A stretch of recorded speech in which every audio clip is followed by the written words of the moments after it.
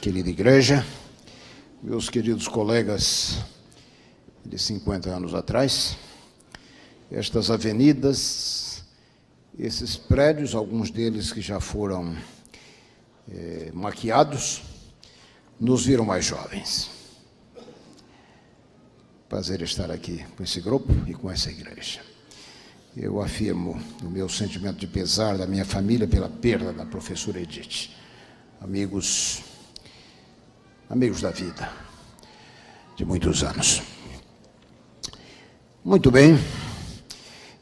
Agradeço também ao pastor Gilson pelo convite, pela oportunidade de estar aqui.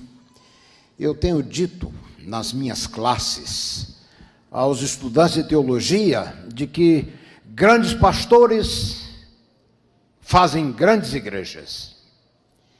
Mas eu tenho dito às igrejas onde eu tenho estado que grandes igrejas fazem grandes pastores. Na medida em que a igreja investe no seu pastor, na medida em que a igreja se interessa, cuida dele, manifesta apreciação, vocês verão que o pastor se desabrocha e pode fazer muito pela igreja a qual ele serve.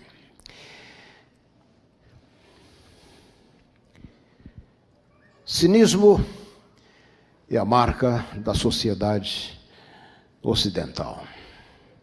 Mas o problema é que o cinismo, às vezes, ele infecta, ele polui também, de alguma forma, a igreja. E assim, na caminhada cristã, nós enfrentamos caminhos e descaminhos, pontos e contrapontos, a mão ferruginosa do tempo, às vezes desanima a muitos do caminho ou da caminhada cristã. Desapontamentos, decepções, são às vezes uma porção que todos nós, de alguma forma, temos experimentado. Nesta manhã eu começo perguntando: você está desanimado? Desapontado? Com os exemplos, muitas vezes?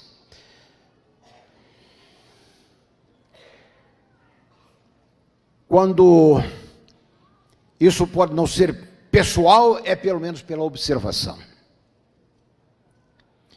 E alguns, se não perdem a fé, perdem a esperança. E a perda da esperança é tão grave quanto a perda da fé.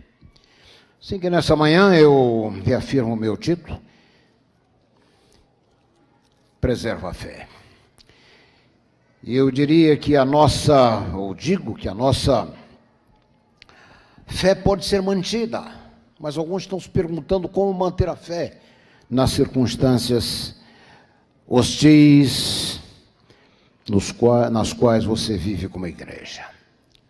Nosso exemplo e a nossa inspiração nesta manhã vem de uma sessão da carta de Paulo escrita a Timóteo. Essa sessão escrita por um dos maiores pregadores do Evangelho, o apóstolo Paulo. Curioso é que Paulo, que escreveu a mais sublime definição ou anatomia do amor, em 1 Coríntios 13, a primeira vez que nós encontramos essas mãos no livro de Atos, elas estão sujas de sangue. Mas o apóstolo Paulo encontrou-se com Cristo e foi radicalmente transformado, e o homem que se levanta da poeirenta estrada de Damasco é outro. E naquela ocasião, ali nasce o maior intérprete humano do Evangelho. E aqui na sua carta, 2 Timóteo, no capítulo 4, ele diz, começando aí no verso 6, e quanto a mim estou sendo oferecido por aspersão, e o tempo da minha partida está próximo. Essa palavra do Novo Testamento grego, partida, ela era aplicada para os navios que desancoravam. O tempo da minha partida está próximo. Então, no nível do sublime, o apóstolo Paulo descreve a sua experiência: combati o bom combate. Eu gosto da expressão em inglês: I fought the good fight, combati o bom combate. Acabei a carreira, guardei a fé. E desde agora a coroa da justiça me está preparada. Paulo escreve estas palavras sob circunstâncias extremamente desfavoráveis. Ele havia sido julgado e aprisionado, sabendo que pouco tempo lhe restava. E é significante notar que em outras cartas o apóstolo Paulo fala de planos, fala de decisões, fala de coisas que ele planeja fazer, lugares que ele deseja visitar, mais como embaixador de Cristo. Mas nessa carta nós temos uma mudança de tom. Nessa carta a Timóteo nós encontramos um outro tom. A sua iminente execução parece ter eliminado momentaneamente ou cancelado qualquer expectativa quanto ao futuro imediato. Futuro imediato. O contexto da sessão que lemos aqui, ele vai do capítulo 4 até o 18. E eu quero relembrar dessa manhã e disso extrair aquilo que eu gostaria de dizer a quem porventura esteja desanimado, a quem porventura se sinta desmotivado. O tempo da minha partida está próximo. Combati o bom combate. Acabei a carreira. Guardei a fé. Aqui nós encontramos uma calma quase olímpica, uma confiança serena, a certeza de que sua vida não havia sido em vão. Os talentos, os dons, ou o que quer que Deus lhe houvesse confiado, foram fielmente utilizados. Paulo utilizou o seu melhor, nada menos que o seu melhor. Paulo considerou-se sempre sob ordens. Essa expressão é muito forte, ela faz sentido para aqueles que já serviram o exército, sob ordens, estar sob ordens. E foi assim que ele se sentiu, e foi assim que ele viveu. E ele, de fato, chega a afirmar que ele não foi desobediente à visão celestial. Nada de incerto, ele diz numa ocasião: eu sei em quem tenho crido. Nada de incerto nas suas palavras, nenhuma dubiedade no final da sua carreira acidentada. O apóstolo que lutara como um gigante em infindáveis escaramuças. O tempo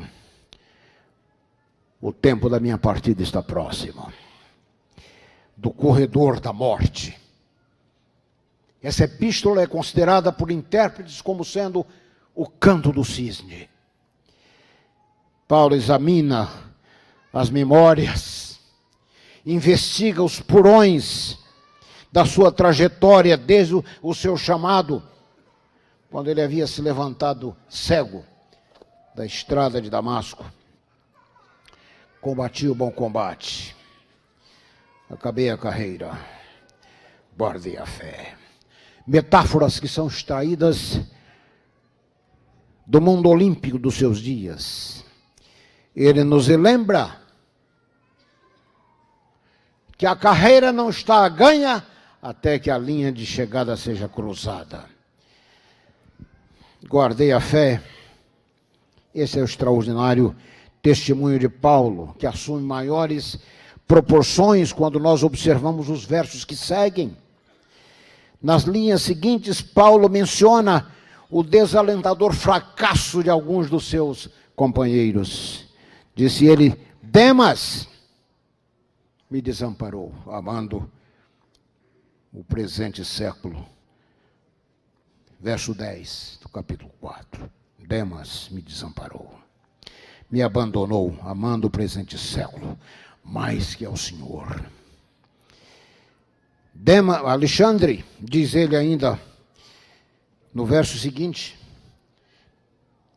verso 14, Alexandre me causou grandes males.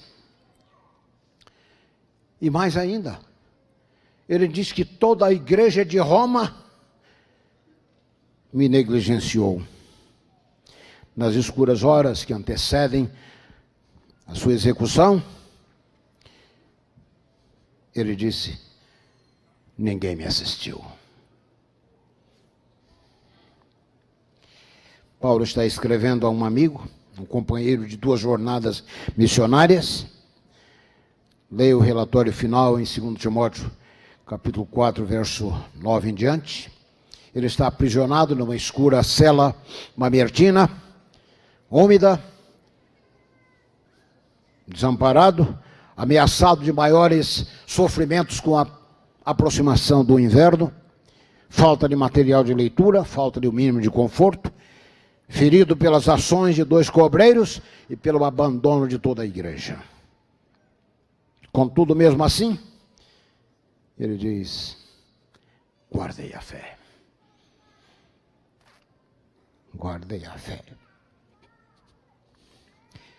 Paulo está aqui dizendo basicamente 3 coisas, 3 círculos que eu gostaria de considerar com vocês nessa manhã.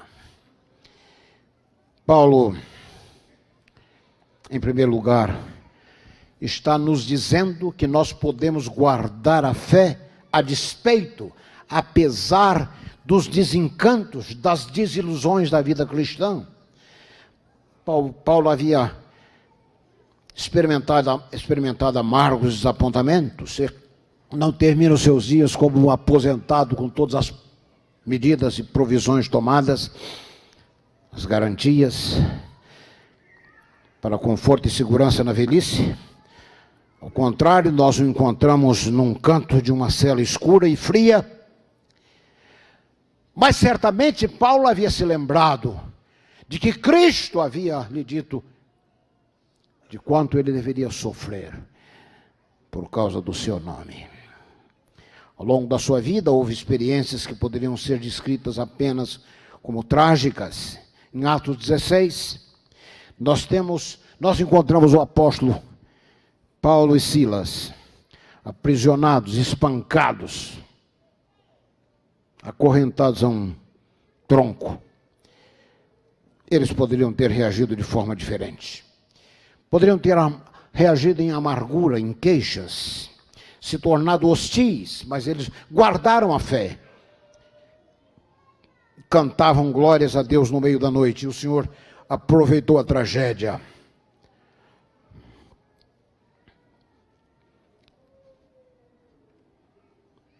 para transformar aquilo num reavivamento. Você está enfrentando situações difíceis? Eu tenho escrito, tenho pregado, tenho dito que o louvor em situações difíceis é poder. Louvor em situações normais é esperado, mas o louvor em situações absurdas, situações de perplexidade, como esta que encontramos aqui, Paulo e Silas, elas representam megapoder, gigapoder, terapoder, para utilizar a linguagem da computação. Por que o louvor é poder em situações absurdas? Sabe por quê? Porque isso é o que o inimigo não espera. O diabo é desapontado, não apenas, a palavra aí é muito fraca. Ele é desconcertado pela atitude de louvor. Ele não está preparado para isso. Paulo havia enfrentado situações difíceis. Uma delas, essa descrita aqui, no meio da noite, eles cantavam. por causa da sua proclamação de Cristo, Paulo sentira o aguilhão dos açoites, o brutal impacto das pedras. Você se lembra que uma ocasião ele foi levado para fora dos muros da cidade, num cesto jogado no lixão da cidade, como se estivesse morto. Seu corpo tornou-se coberto de cicatrizes, que se tornaram para ele como medalhas de honra.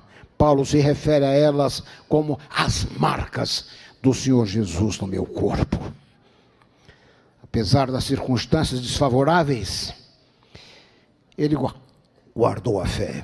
Em 2 Coríntios capítulo 4, ele relembra: em tudo atribulado, mas não angustiado, perplexo, mas não desanimado, perseguido, mas não desamparado, abatido, mas não destruído.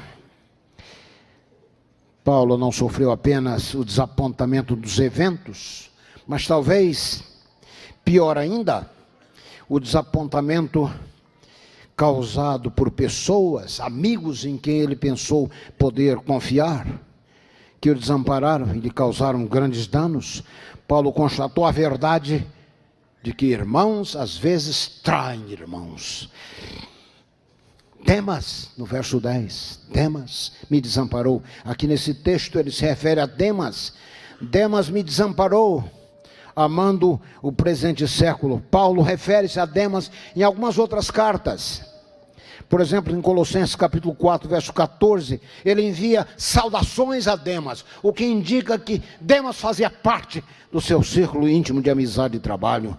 Filemão, verso 24, indica que Demas fora um coobreiro, era, portanto, alguém do círculo íntimo, mas aquele em quem ele Paulo julgou poder confiar, o havia desertado. Ele menciona ainda Alexandre. Alexandre é mencionado no verso 14, mencionado também em 1 Timóteo 1, verso 20, o qual, juntamente com um outro, Himeneu, mencionado, o apóstolo disse que eu os entreguei a Satanás para que aprendam a não blasfemar. Um membro da igreja, um blasfemador. No texto de 2 Timóteo, ele aparece como alguém que causou grandes males.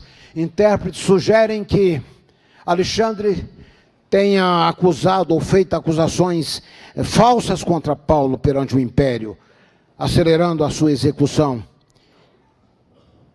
em seu segundo julgamento. Talvez, como mencionei, pior ainda, os irmãos de Roma. Paulo diz que toda a comunidade de crentes em Roma o haviam desamparado. Ninguém me assistiu na minha segunda defesa. Não é curioso, porque essa é a igreja para quem Paulo havia escrito uma carta. E se você ler o capítulo 16, o apóstolo ali menciona por nome pelo menos 30 pessoas. E fala ainda de parentes destes, familiares deles. Estes eram seus irmãos. Essa era a igreja de Roma. Contudo, quando trazido para Roma, julgado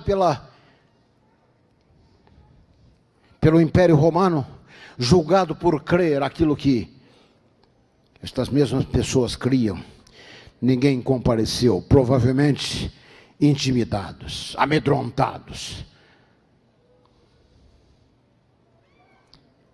para não se tornarem associados com alguém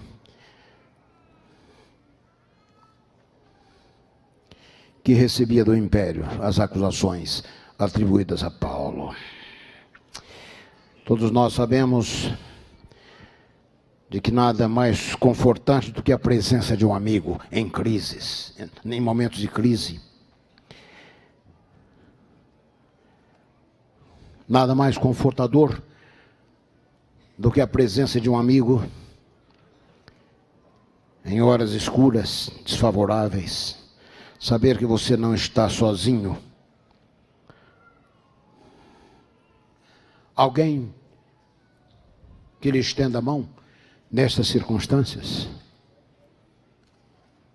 e que seja capaz de dizer: você não está sozinho.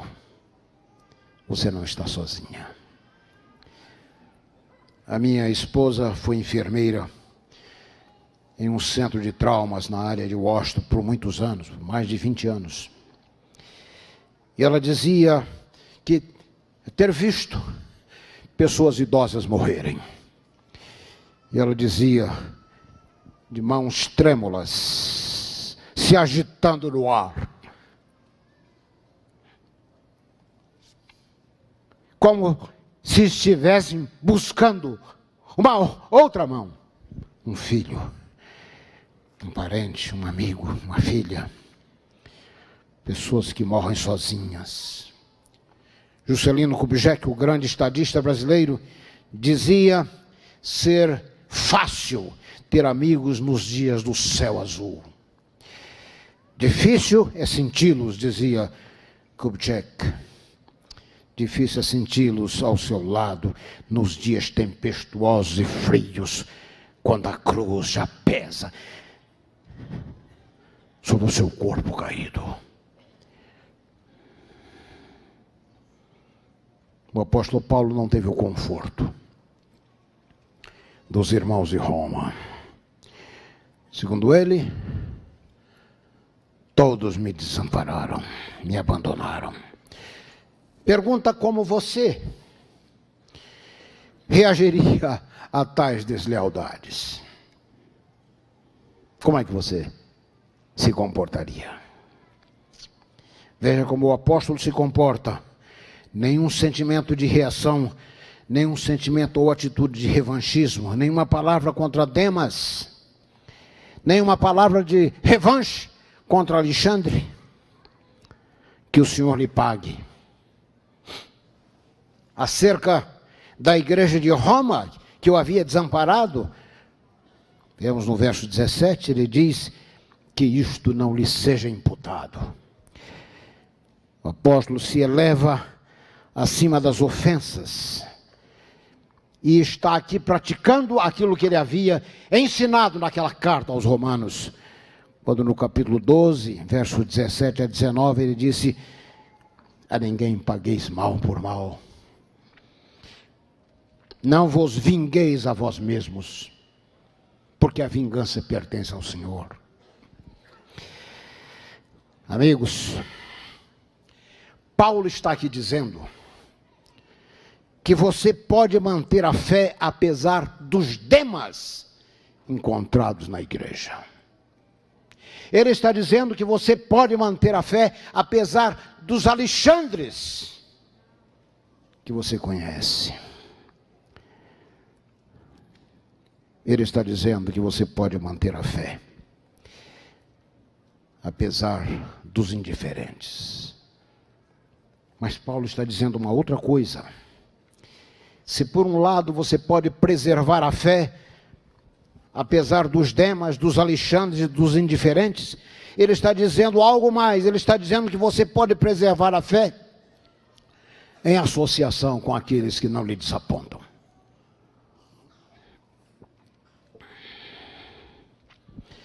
Você pode manter a fé em associação com aqueles que não lhe decepcionam. Verso 11, ele diz: Lucas está comigo. Lucas, um homem extraordinário. Lucas tem a distinção de ser o único autor não judeu do Novo Testamento. Lucas era médico por profissão. Um outro gigante intelectual, como Paulo. Seus escritos, o terceiro evangelho, o livro de Atos, dão testemunho de que ele era altamente educado, intelectualmente sofisticado. Lucas, o intrépido intérprete, que narra ou faz as narrativas na primeira pessoa, o que indica que ele estivera presente nos capítulos mais dramáticos e trágicos da história do apóstolo. Testemunha ocular. Eu, quando fiz meus estudos para o preparo de uma tese doutoral, estudei Lucas e eu fiquei tão impressionado que eu disse com a minha esposa: se tivermos um filho homem, o nome dele será Lucas. E de fato, temos um filho, Lucas, que hoje é pastor na Califórnia. Lucas está comigo. Na sua hora escura, no corredor da morte, Paulo contou com a suave presença de Lucas, descrito em outro lugar como o médico amado. As informações ou os infortúnios cercando a vida do apóstolo não intimidaram, não amedrontaram a Lucas, não conseguiram fazer com que ele desertasse o seu amigo, mesmo que a sua profissão pudesse lhe trazer vantagens, prestígio, riqueza pessoal. Lucas considerou o companheirismo com Paulo como uma honra ainda maior. Lucas é a brilhante demonstração do que podem fazer os dons consagrados ao serviço de Deus. A carta é ainda dirigida a um outro amigo. Veja no verso 9, procura vir ter comigo depressa. No imperativo, procura vir ter comigo depressa, uma confiança clara. Paulo está escrevendo a esse amigo, Timóteo, verso 13. Paulo diz ainda que ele deveria trazer um outro amigo, traze Marcos. Ele instrui Timóteo a trazer Marcos. Quando vieres, traze Marcos. E venham antes do inverno. O livro de Atos registra um desentendimento entre Paulo e Marcos. Uma deplorável tragédia moral da igreja nascente. Marcos abandona Paulo na primeira viagem missionária.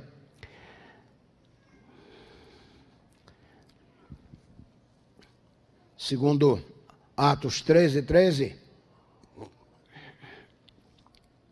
houve uma divisão. E posteriormente, em Atos 15, Marcos forma uma dupla missionária com Barnabé. Contudo, entre Atos 15 e 2 Timóteo 4, Paulo e Marcos se reconciliaram. Tudo esquecido, tudo perdoado. Eles, afinal, compreenderam que tal divisão era desnecessária e mesquinha diante do extraordinário chamado feito a eles. Tenho visto, e aqui abro uma janela, tenho visto igrejas divididas sobre coisas muito pequenas. Gostaria de lembrar a você, querido irmão, querida irmã, o seu real inimigo não é o João, Pedro, Antônio ou Maria. Esse não é o inimigo. Você tem que considerar isto. Muitas vezes, pessoas podem funcionar como instrumentos do inimigo, mas estes não são o real inimigo.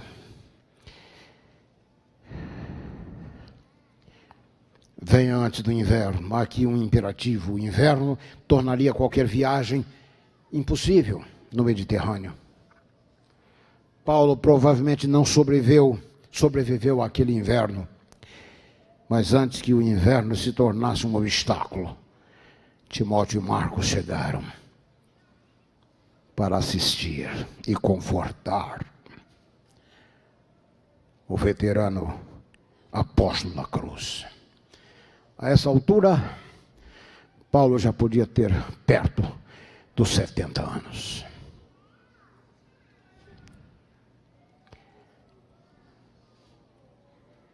Não esteve sozinho, afinal. Meu querido irmão, se por um lado você pode manter a fé, apesar dos desapontamentos, dos desencantos, apesar dos Demas, apesar dos Alexandres, apesar das indiferenças, você, por outro lado, pode manter a fé em associação com os Lucas, os Timóteos e os Marcos da igreja.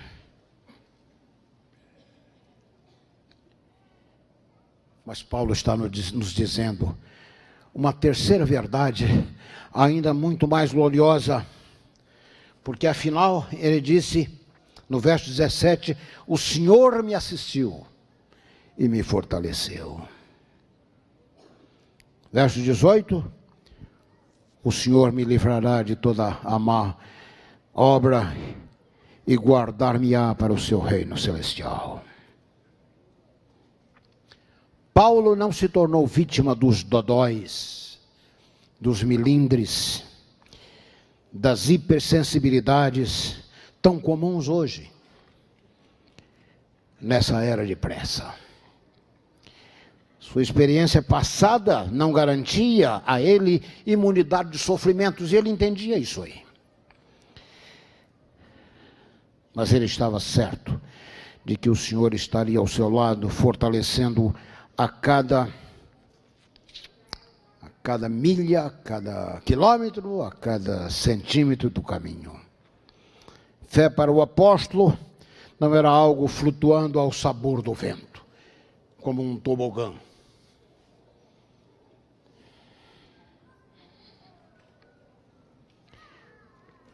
Para ele, fé não era algo inseguro e facilmente desencorajada.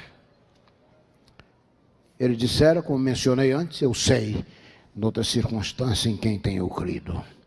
Ele sabia, por experiência pessoal, que nas horas escuras, nas ocasiões de ameaça, nas situações de crise, quando a fé deveria ser mantida, apesar da oposição, do desânimo, do desencanto e da perplexidade. Ele sabia, por experiência pessoal, o Senhor está comigo. Paulo havia aprendido que uma pessoa com Deus é maioria. Você está enfrentando dramas e crises na sua vida? Lembre-se, uma pessoa com Deus é maioria. No grego do Novo Testamento, a palavra usada aqui para fortalecer, utilizada por Paulo, o Senhor me fortaleceu, significa derramar sobre mim o seu poder. Ele, Cristo, derramou sobre mim o seu poder. Poder ilimitado. Queridos irmãos, verdadeiro poder está em mãos que não tremem. Paulo aprendeu inúmeras lições da vida. Ele aprendeu com Cristo.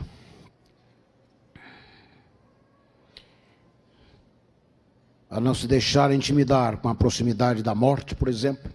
Ele aceita o inevitável.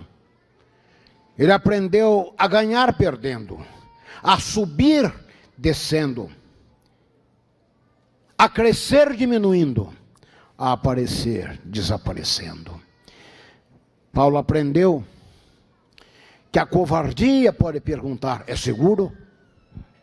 A conveniência pode perguntar, é politicamente correto? A vaidade pode perguntar, é popular? Mas Paulo havia aprendido que a consciência do dever pergunta, é correto?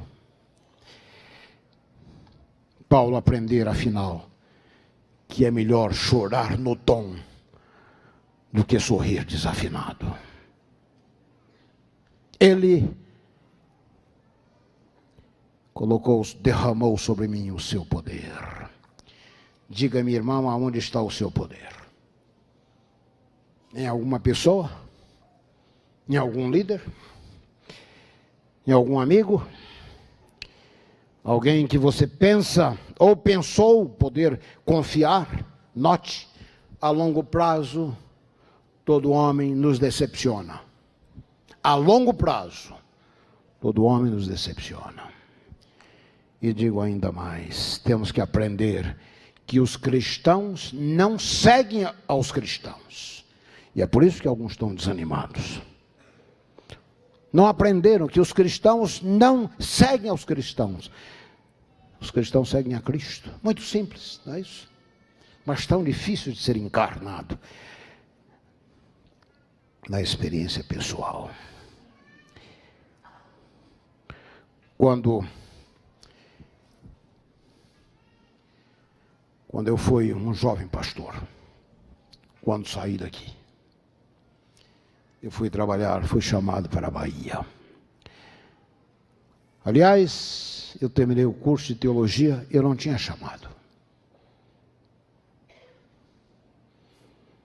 Gustavo Pires, esposo da irmã Edith, foi o articulador desse chamado. Fui ser pastor, ainda bem jovem, numa grande igreja. E quando um jovem pastor, em algumas ocasiões, algumas ocasiões da semana, eu entrava na igreja vazia. Eu me assentava nos bancos aonde os meus irmãos se assentavam, quando eles vinham para os cultos. E eu me perguntava muitas vezes, o que significa ser membro dessa igreja?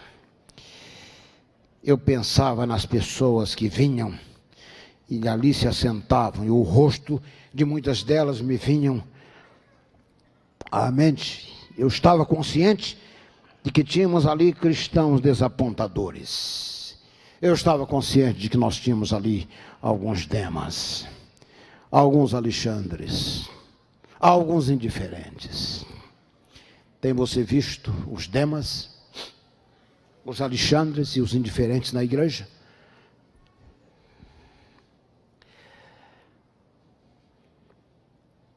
Mas por outro lado, eu também conhecia os Lucas, os Timóteos, os Marcos. E ao longo da minha experiência cristã, os Lucas, os Marcos, os Timóteos me têm sido uma grande inspiração, um grande estímulo à fé e à perseverança. É claro que eu os tenho visto em muitas faces, com muitas faces, em muitos lugares, com diferentes nomes, mas sempre com a mesma atitude. Tem você visto os Lucas, os Alexandre, os Timóteos, os Marcos na igreja? Por outro lado, meu querido irmão, minha querida irmã, tem você visto a Cristo? O incomparável Jesus Cristo. Tem você sentido a sua poderosa presença que se ergue ao seu lado. Muitas vezes apenas aguardando nas sombras o momento de te ajudar.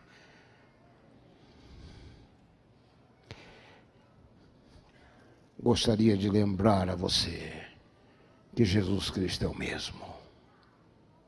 Ontem, hoje, para sempre. O Deus dos dias claros de sol brilhante, os dias do céu azul, continua sendo Deus nas noites mal dormidas, na antecipação de problemas que você acha que nem Deus pode administrar. Ou se você não acha, você vive como se Ele não pudesse resolver.